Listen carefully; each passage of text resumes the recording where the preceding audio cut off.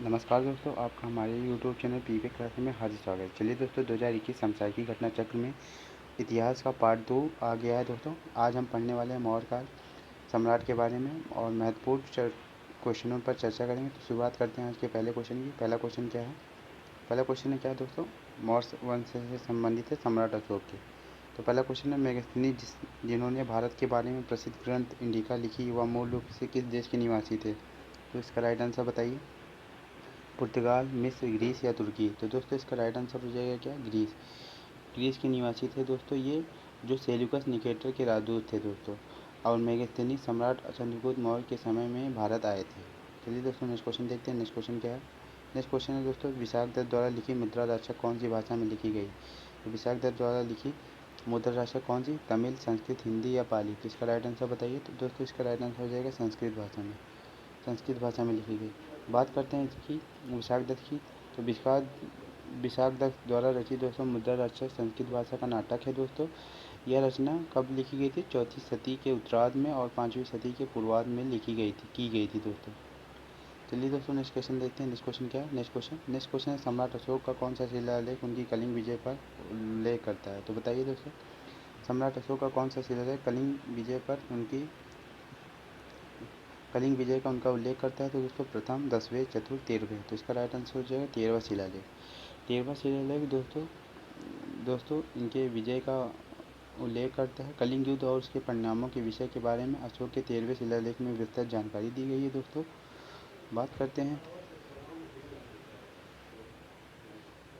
हैं अशोक के बारे में। तो अशोक ने अपने राज्य अभिषेक के 8 वर्ष बाद ही कलिंग पर आक्रमण किया था दोस्तों। चलिए दोस्तों नेक्स्ट क्वेश्चन देखते हैं। नेक्स्ट क्वेश्चन क्या है? अशोक के आगमन के दौरान कलिंग की राजधानी कौन सी थी? बताइए दोस्तों, तक्षशिला, उज्जैन, पाटलिपुत्र, तोसली? तो इसका राइट आंसर क्या हो जाएगा? तो इसका राइट आंसर हो जाएगा तोसली। तोसली राजधानी थी। तोसली अशोक के आगमन के दौरान कलिंग की राजधानी तोसली। तोसली वर्तमान में उड़ीसा वर्तमान में उड़ीसा। चलिए दोस्तों नेक्स्ट क्वेश्चन देखते हैं। नेक्स्ट क्वेश्चन क्या है? नेक्स्ट क्वेश्चन निम्नलिखित में से कौन सा अशोक के साम्राज्याधीन नहीं था? तो राइट आंसर बताइए। कश्मीर, गुज्जर, कामरूप? इसका राइट आंसर बताइए। तो दोस्तों इसका राइट आंसर हो जाएगा कामरूप। तो दोस्तों अशोक के साम्राज्य में नहीं था। कामरूप का पहला ऐतिहासिक उल्लेख समुद्रगुप्त की 4वीं सदी के इलाहाबाद प्रशस्ति में मिलता है दोस्तों। चलिए दोस्तों नेक्स्ट क्वेश्चन देखते हैं। नेक्स्ट क्वेश्चन क्या है? अशोक के शिलालेखों में ब्राह्मी का प्रयोग नहीं किया गया था। तो ब्राह्मी लिपि का प्रयोग किया गया था कि नहीं, ये बताना है आपको। अशोक के कौन से शिलालेख में ब्राह्मी लिपि का प्रयोग नहीं किया गया था? कौन से शिलालेख में? सारनाथ में, धौली में, शहबाजगढ़ी या इनमें से कोई नहीं? तो दोस्तों इसका राइट आंसर बताइए। तो दोस्तों इसका राइट आंसर हो जाए शहबाजगढ़ी। अशोक के 14 बृहद शिलालेखों ये विभिन्न राज्यगाएँ हैं दोस्तों, जो 8 भिन्न स्थानों से प्राप्त किए हैं। अशोक के शहबाजगढ़ी तथा मानसेरा अभिलेख अन्य लेखों की विपरीत खरोष्ठी भाषा में लिखे गए हैं, जो ईरानी अरमाइक से उत्पन्न होती है दोस्तों। शहबाजगढ़ी आधुनिक पाकिस्तान के पेशावर जिले में यूसुफजई तहसील में स्थित है दोस्तों। बात करते हैं शहबाजगढ़ी कहाँ स्थित है दोस्तों? पाकिस्तान में स्थित है। पाकिस्तान में शहबाजगढ़ी स्थित है। चलिए दोस्तों नेक्स्ट क्वेश्चन देखते हैं। अशोक के प्रधान शिलालेखों में कौन सा बड़ा शिलालेख है? तो बताइए दोस्तों, 11वां, 12वां, 14वां या 13वां? इसका राइट आंसर है 13वां शिलालेख सबसे बड़ा शिलालेख है दोस्तों। इसमें अशोक के कलिंग विजय का वर्णन किया गया है। चलिए दोस्तों नेक्स्ट क्वेश्चन देखते हैं। नेक्स्ट क्वेश्चन क्या है? नेक्स्ट क्वेश्चन है दोस्तों, निम्नलिखित में से मौर्य काल का सर्वोत्तम प्रतिमान कौन सा है? स्तंभ, स्तूप, बारादरी? तो इसका राइट आंसर बताइए दोस्तों, क्या है इसका मौर्य काल का सर्वोत्तम? स्तंभ। तो इसका राइट आंसर हो जाएगा स्तंभ। मौर्य काल का सर्वोत्तम प्रतिमान स्तंभों को माना जाता है दोस्तों। और बात करते हैं दोस्तों, अशोक के विकास स्तंभों का सर्वोच्च नमूना सारनाथ का सिंह स्तंभ शीर्ष है दोस्तों। चलिए दोस्तों नेक्स्ट क्वेश्चन देखते हैं। नेक्स्ट क्वेश्चन क्या है? अशोक का सिंह चतुर्मुख स्तंभ शीर्ष डैश पर एक स्तंभ था। तो बताइए दोस्तों, इसका राइट आंसर कन्नौज, गौतम बुद्ध नगर, संभल या सारनाथ? इसका राइट आंसर हो जाएगा दोस्तों सारनाथ। सम्राट अशोक का एक स्तंभ सारनाथ में स्थित है दोस्तों, जो अशोक महान ने बनवाया था। चलिए दोस्तों नेक्स्ट क्वेश्चन देखते हैं। नेक्स्ट क्वेश्चन, मौर्य अर्थव्यवस्था मुख्य रूप से निर्भर थी किस पर? कृषि अर्थव्यवस्था पर, व्यापार आधारित अर्थव्यवस्था पर, उद्योग आधारित अर्थव्यवस्था पर या युद्ध आधारित अर्थव्यवस्था पर? इसका राइट आंसर हो जाएगा कृषि अर्थव्यवस्था पर। मौर्य अर्थव्यवस्था मुख्यतः कृषि अर्थव्यवस्था पर निर्भर थी दोस्तों। भूमि कर जिसे भाग कहा जाता था, राजस्व का प्रमुख प्रकार था। इसका उत्पादन 1/6 हो जाता, मतलब 1/6 भाग होता था इसका उत्पादन। चलिए दोस्तों नेक्स्ट क्वेश्चन देखते हैं। नेक्स्ट क्वेश्चन, देव नाम प्री नाम किसने दिया था, किसे दिया गया था? तो बताइए दोस्तों, देव नाम प्री नाम किसे दिया गया था? हर्ष को, अशोक को, कनिष्क को या चंद्रगुप्त मौर्य को? तो दोस्तों इसका राइट आंसर हो जाएगा अशोक को। देवा नाम प्री मौर्य शासक अशोक को कहा जाता है। अशोक को प्रियदर्शी भी कहा जाता है दोस्तों। चलिए दोस्तों नेक्स्ट क्वेश्चन देखते हैं। नेक्स्ट क्वेश्चन हमारा है गुप्त वंश, समुद्रगुप्त और चंद्रगुप्त द्वितीय से संबंधित है दोस्तों। चलिए दोस्तों पहला क्वेश्चन है, खगोल विद वराहमिहिर और कवि कालिदास किसके दरबार का हिस्सा थे? विक्रमादित्य, बिंदुसार या पृथ्वीराज चौहान? इसका राइट आंसर बताइए। तो दोस्तों इसका राइट आंसर हो जाएगा विक्रमादित्य। खगोलविद वराहमिहिर और कालिदास सम्राट चंद्रगुप्त द्वितीय यानी विक्रमादित्य के नवरत्नों में से एक थे दोस्तों। गुप्त सम्राट चंद्रगुप्त द्वितीय को विक्रमादित्य के नाम से भी जाना जाता था। चलिए दोस्तों नेक्स्ट क्वेश्चन देखते हैं। नेक्स्ट क्वेश्चन,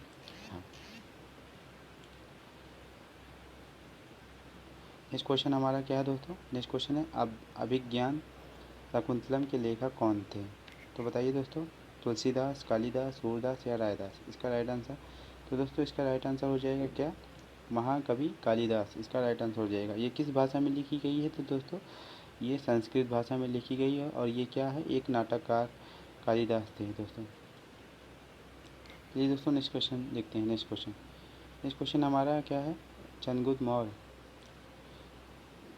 नेक्स्ट क्वेश्चन है हमारा क्वेश्चन नंबर 3, गुप्त काल की प्रसिद्ध महिला शासक कौन थी? कुंभेर गंगा, राजश्री, प्रभावती गुप्त, कुमार देवी? तो दोस्तों इसका राइट आंसर हो जाएगा क्या? प्रभावती गुप्त। प्रभावती गुप्त गुप्त काल की प्रसिद्ध शासक महिला थी दोस्तों। वह चंद्रगुप्त मौर्य यानी चंद्रगुप्त द्वितीय की पुत्री थी। क्या? चंद्रगुप्त द्वितीय की पुत्री थी दोस्तों। चलिए दोस्तों नेक्स्ट क्वेश्चन देखते हैं। नेक्स्ट क्वेश्चन क्या है? नेक्स्ट क्वेश्चन है, चंद्रगुप्त मौर्य के इस प्रसिद्ध राजनीतिक सलाहकार को निम्नलिखित में से सभी नामों से जाना जाता था इसके अलावा? चाणक्य, विष्णुगुप्त, कौटिल्य, समुद्रगुप्त? इसका राइट आंसर बताइए। तो दोस्तों इसका राइट आंसर हो जाएगा क्या? समुद्रगुप्त। कौटिल्य अथवा चाणक्य अथवा विष्णुगुप्त एक राजनीतिक व चंद्रगुप्त मौर्य के महामंत्री के रूप में प्रसिद्ध थे दोस्तों। इनका व्यक्तिवाचक नाम क्या था? विष्णुगुप्त। और स्थानीय नाम क्या था दोस्तों इनका? चाणक्य। चाणक्य के नाम से ये जाने जाते थे। चलिए दोस्तों नेक्स्ट क्वेश्चन देखते हैं। नेक्स्ट क्वेश्चन क्या है? नेक्स्ट क्वेश्चन हर्षवर्धन से संबंधित है दोस्तों। नेक्स्ट क्वेश्चन है, कन्नौज से पूर्व हर्षवर्धन कहाँ का शासक था? कौशाम्बी, कुशीनगर, श्रावस्ती, थानेश्वर? तो इसका राइट आंसर बताइए। तो दोस्तों इसका राइट आंसर हो जाएगा थानेश्वर। कन्नौज से पूर्व थानेश्वर का शासक था दोस्तों। यहीं पर पुष्यवती वंश की स्थापना हुई थी दोस्तों।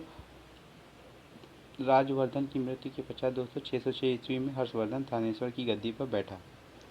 चलिए दोस्तों नेक्स्ट क्वेश्चन देखते हैं। नेक्स्ट क्वेश्चन, हर्षवर्धन ने 5 इंडीज को अपने नियंत्रण में लिया। इनमें से कौन सा 5 इंडीज थे?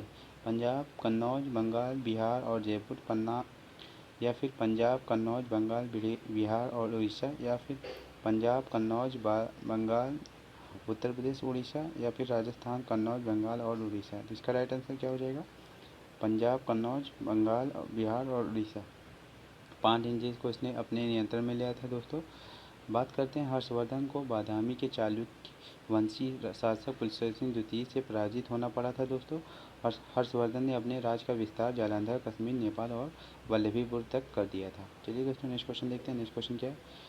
कादम्बरी के लेखक कौन थे? कालिदास, कौटिल्य, हर्ष या बाण? इसका राइट आंसर बताइए। तो इसका राइट आंसर हो जाएगा बाण। कादम्बरी के लेखक कौन थे? बाण। बात करते हैं, कादम्बरी संस्कृत भाषा साहित्य का एक महत्वपूर्ण उपन्यास है दोस्तों, जिसकी रचना किसने की थी? लेखक बाणभट्ट ने की थी।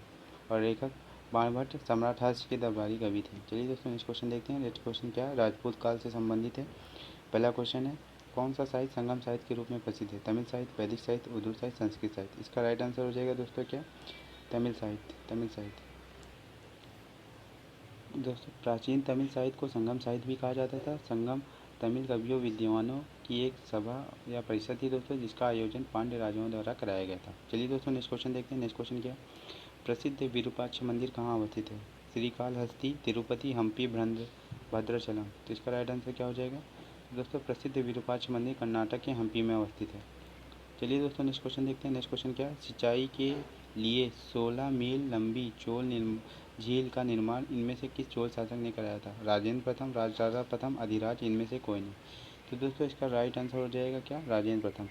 16 मील लंबी चोल झील का निर्माण करवाया था इन्होंने। दोस्तों इनको किस की उपाधि धारण करनी पड़ी? इन्होंने गंगैकोंड की उपाधि धारण की और गंगैकोंड चोलपुरम नामक एक नई राजधानी इन्होंने बनाई थी दोस्तों। चलिए दोस्तों नेक्स्ट क्वेश्चन देखते हैं। नेक्स्ट क्वेश्चन क्या है? नेक्स्ट क्वेश्चन है दोस्तों, चोल अभिलेखों के अनुसार जैन सभाओं को दान में दी जाने वाली भूमि को क्या कहा जाता था? विल्लनमगाई, साल भोगा, पलिच्छदानम और ब्रह्मदेव। इसका राइट आंसर बताइए। तो इसका दोस्तों राइट आंसर हो जाएगा पलिच्छांदम इसका राइट आंसर हो जाएगा। चोल अभिलेखों के अनुसार जैन सभाओं को दान दी जाने वाली भूमि को पलिच्छांदम कहा जाता था दोस्तों। चलिए दोस्तों नेक्स्ट क्वेश्चन देखते हैं। नेक्स्ट क्वेश्चन क्या है? पाल वंश का शासक कौन था? देवपाल, रामपाल, गोपाल, महिपाल। तो दोस्तों इसका राइट आंसर हो जाएगा क्या? गोपाल। पाल वंश का शासक गोपाल था। गोपाल ने लगभग 750 से 770 ईस्वी तक शासन किया था दोस्तों, और ये बौद्ध मत का अनुयायी था। चलिए दोस्तों नेक्स्ट क्वेश्चन देखते हैं। नेक्स्ट क्वेश्चन क्या है? पाल साम्राज्य भारत के किस हिस्से से संबंधित है? पश्चिमी, पूर्वी, दक्षिणी या उत्तरी? तो इसका राइट आंसर क्या हो जाएगा? पूर्वी हिस्से से संबंधित है पालघाट दोस्तों। पालघाट कहाँ पर पड़ता है? तो बंगाल बिहार से संबंधित है दोस्तों। पाल वंश की स्थापना किसने की थी? तो गोपाल ने की थी दोस्तों। चलिए दोस्तों नेक्स्ट क्वेश्चन देखते हैं। नेक्स्ट क्वेश्चन क्या है? 12वीं शताब्दी के आरंभ में दिल्ली पर किसका शासन था? तोमर वंश, सैयद वंश, खिलजी वंश या तुगलक वंश? दोस्तों इसका राइट आंसर हो जाएगा किसका? 12वीं शताब्दी के आरंभ में तोमर वंश का शासक था दोस्तों।